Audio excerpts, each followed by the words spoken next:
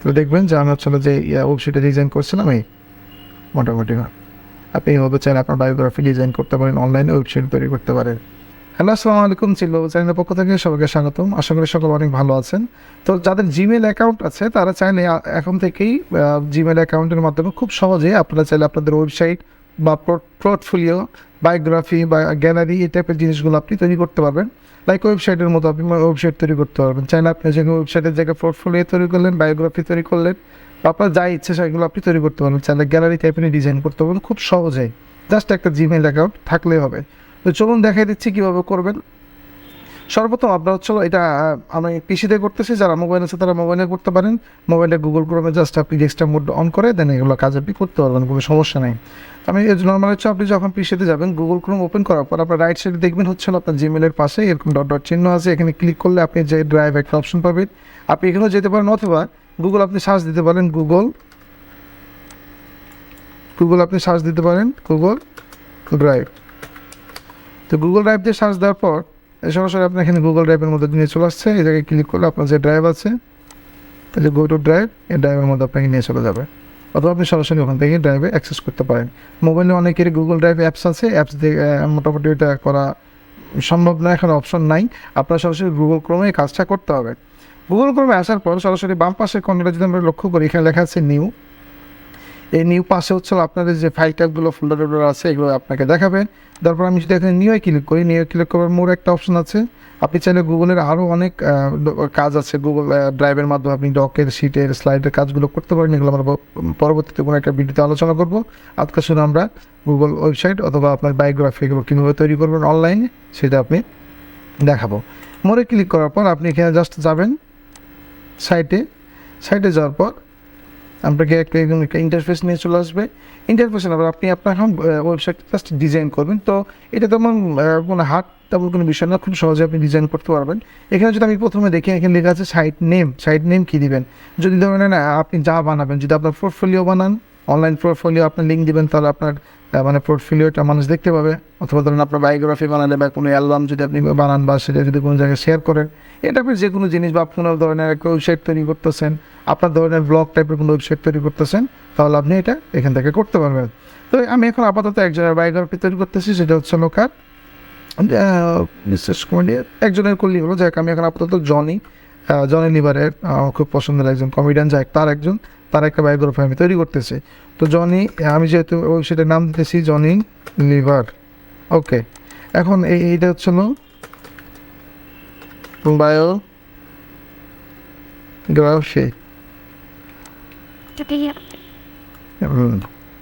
আমি দিলাম হচ্ছে বায়োগ্রাফি, জাস্ট দেখানোর জন্য আপনারা চাইলে এখানে যে অপশন আছে দেখেন, এটা হচ্ছিল জাস্ট হোম পেজের, এটাকে অনেকে জানেন এটাকে ব্যানার বলে। আপনারা ফেসবুকে যে ব্যানার কভার ফটো আপলোড করেন এই টাইপের, এটা হচ্ছিল কভার ফটো। তো ধরেন এই কভার ফটো ইমেজে যদি যান, আপনার যদি কম্পিউটারের কোনো এক্সিস্টেড ইমেজ থাকে সেটা আপনি আপলোড করতে পারেন, অথবা আপনি চাইলে আপনার এখান থেকেই কিছু ইমেজ আছে গুগল সাইটে, সেই ইমেজগুলো আপনি আপলোড করতে পারেন।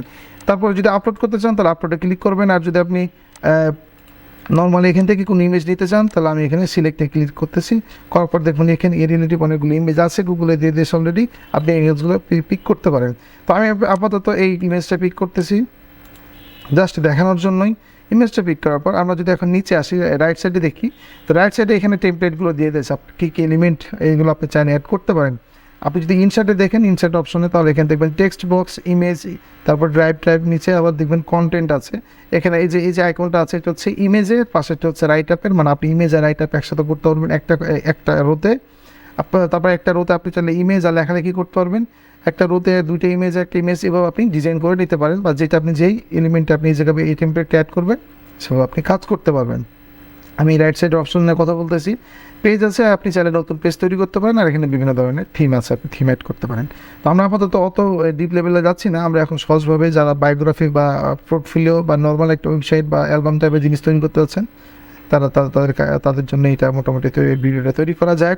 আমরা যদি এখন এই ইমেজে এখন ক্লিক করি বা এই টেমপ্লেটটাতে ক্লিক করি, আমরা যদি এখানে খুব লক্ষ্য করি, তাহলে এখানে দেখতেছেন আমরা এখানে একটা ইমেজ অ্যাড করতে পারবো। এখানে প্লাস চিহ্ন আছে, আমরা যদি এখন প্লাস চিহ্ন দিই, সিলেক্ট অথবা আপলোড, আমাদের এই ইমেজ যেহেতু আমরা আপলোড করবো, সো আপলোডে যদি আমরা ক্লিক করি, আমাদের যেহেতু আমরা জনি লিভারের একটা আমি ছবি ডাউনলোড করে রাখছিলাম, জনি লিভারে আমি সিলেক্ট করি, হচ্ছে জনি লিভারের ছবি।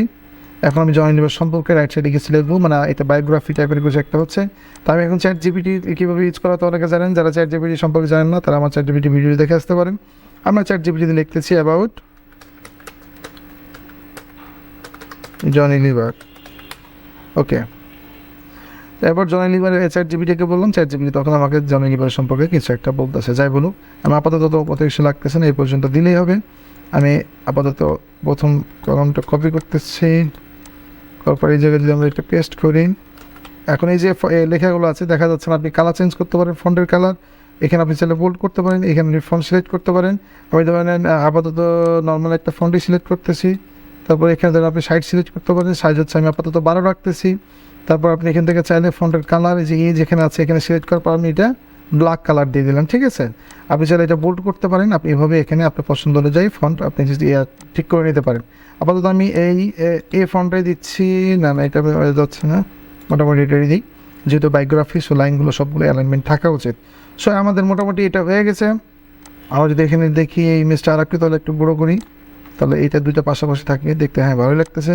এখন যদি আমরা নিচে যাই, নিচে আমরা চাইতেছি আর একটা টেক্সট বক্স অ্যাড করতে, তো আপনি জাস্ট এই টেক্সট বক্সে ক্লিক করলে টেক্সট বক্স যেটা সেটা এখানে অ্যাড হয়ে যাবে। তো আমি এখানে আরও কিছু ফন্ট অ্যাড করে দিই, যেগুলো মানে বিভিন্ন ধরনের কথা।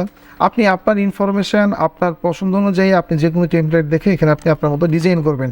জাস্ট আপনাকে দেখাচ্ছি যে ডান পাশে যে অপশনগুলো আছে এখানে যে টেমপ্লেটগুলো আপনি এখানে অ্যাড করবেন ওগুলো আপনি কাজ করতে পারবেন। তো আমরা ধরেন এখানে টেক্সট ইমেজ অ্যাড করেছি, টেক্সটের এগুলো সবগুলো আমি আবার কালার চেঞ্জ করতে হচ্ছে, কালার হচ্ছে ব্ল্যাক কালার করে দিলাম। আর ফন্টটা হচ্ছে হলো মোটামুটি চলে, এই ফন্ট কোনো সমস্যা নেই। তারপরে ফন্টটা একটু অন্য ফন্ট, এই যাক এই যে ফন্ট, এই ফন্টটা কেমন জানি হয়ে গেছে, এটার সাথে যাচ্ছে না, মানে এই ফন্টটা এখন চেঞ্জ করে দিই। হ্যাঁ মোটামুটি যায়।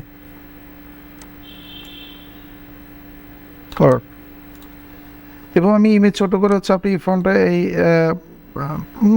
চলে। তারপর নেক্সট এখন যদি আমরা চাই যে নিচে আরও ইমেজ অ্যাড করতে, এই নিচের দিকে ইমেজ ধরে নেন বা আরও কথা অ্যাড করতে, বা আপনি এখানে কথা যদি অ্যাড করতে চান তাহলে করতে পারবেন। আমি বিভিন্ন টেমপ্লেটগুলোর সাথে আপনাদের পরিচয় করে দিচ্ছি। ডান পাশে আরেকটা টেমপ্লেট আছে, এই টেমপ্লেট যদি আপনি ক্লিক করেন দেখবেন এখানে আপনি ছোটো ছোটো সাইজের দুইটা ছবি এবং হচ্ছে ডান পাশে একটা বড় ছবি অ্যাড করতে পারবেন। অ্যালবাম টাইপের যারা কাজ করবেন তাদের জন্য এই টেমপ্লেটটা খুব আগে কাজে আসবে। তারপর আপনি যদি আমি এখানে ছবিগুলো জাস্ট অ্যাড করে একটা দেখা দিচ্ছি আপনাদের, নর্মাল ছবিগুলো অ্যাড করে দেখাচ্ছি। সিলেক্ট ইমেজ নর্মাল ছবিগুলো আপলোড করে দেখাচ্ছি কেমন দেখায়, জাস্ট দেখানোর জন্য আপনাদের।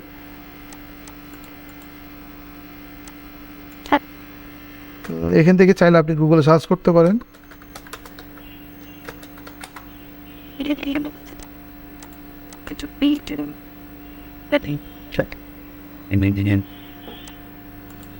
এখান থেকে আপনি চাইলে সার্চ করতে পারেন, কোনো সমস্যা নেই। তো যাক, এভাবে আপনি চাইলে যারা অ্যালবাম নিয়ে কাজ করবেন তারা এভাবে আপনার মতো আপনার পছন্দ অনুযায়ী আপনি এভাবে ডিজাইন করে নেবেন।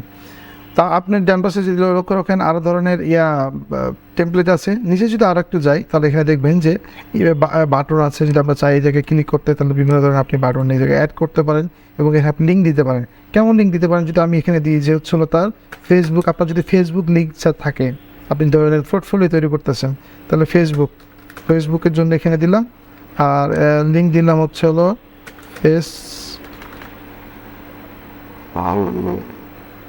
আচ্ছা এটাই দিই আপাতত facebook.com। যদি আপনার যে লিঙ্কটা থাকবে আপনার ফেসবুকের প্রোফাইল লিঙ্কটা আপনি শেয়ার করে দেবেন, এখানে হচ্ছে আপনার ফেসবুক লিঙ্কটা দেখাবে। লাস্টের দিকে যে লিঙ্কগুলো আপনি চাইলে আপনার সোশ্যাল মিডিয়ার লিঙ্কগুলো এই জায়গায় আপনি অ্যাড করতে পারেন। আবার যদি আপনি চান এই জায়গায় আর একটা লিঙ্ক অ্যাড করতে তাহলে জাস্ট এটা আপনি এখান থেকে কপি করতে পারেন, কপি পেস্টেরও অপশন আছে।